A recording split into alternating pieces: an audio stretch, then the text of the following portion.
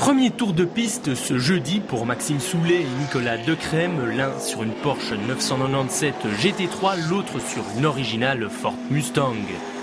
Des essais sous le soleil, mais pas question de prendre l'exercice à la légère. De ces tours de piste dépendront les réglages pour les qualifications. Et du côté du team ProSpeed, au sein duquel évolue Maxime Soulet, cette première sortie s'avère positive. Ouais, la voiture fonctionne très bien. Le team ProSpeed a fait un super boulot.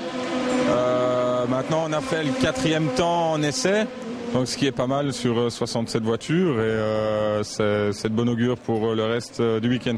Vos ambitions justement pour le week-end et pour les 24 heures? Déjà gagner le programme et puis on espère toujours aussi gagner le général. Du côté de Nicolas Decrème et de sa Mustang, cette première sortie était surtout l'occasion de regoûter à la piste après plusieurs mois sans compétition, mais aussi de faire connaissance avec la voiture. J'ai tout de suite ressenti un bon feeling avec la voiture, évidemment. Pas de voiture des plus performantes comme comparé à Elodie et tout ça, mais bon feeling, assez neutre. Et là, on va dégrossir premièrement mon sentiment par rapport à la voiture et les réglages.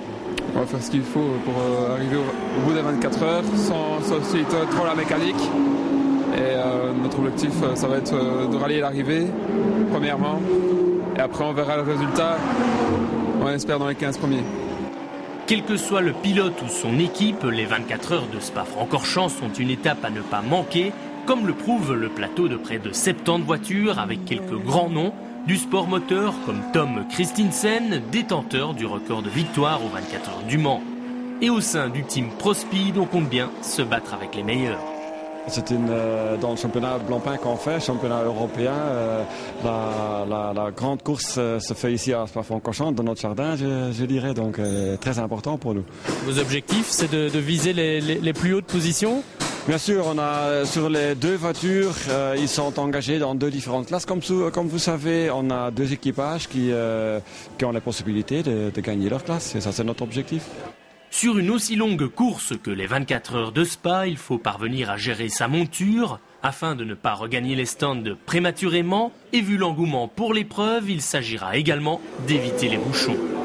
La plus grande difficulté, ça va être le trafic, vu qu'on est légèrement plus lent que les autres à cause de la voiture. Ça va être de bien faire gaffe à qui arrive derrière et de ne pas monter trop sur les vibreurs, etc. à cause de la mécanique qui est assez fragile, pour essayer de casser le moins possible. Parce qu'on pourrait aller plus vite, mais perdre 2 heures au stand d'après, ça ne sert à rien. Le problème, c'est qu'ici, il y aura beaucoup de voitures. Donc, c'est une des éditions des 24 heures de Spa où il y a le plus de voitures depuis vraiment longtemps. Et ça va vraiment être celui qui arrive à sortir des embûches, c'est-à-dire les accrochages et tout ça. Et ce qu'il faut, c'est rouler. Et puis après, on fera les comptes à la fin. Après ces premiers essais, l'heure était au réglage, de longues heures de travail en perspective pour les mécanos, afin que les bolides soient prêts à affronter le mythique circuit spadois, et ce durant 2 tours d'horloge.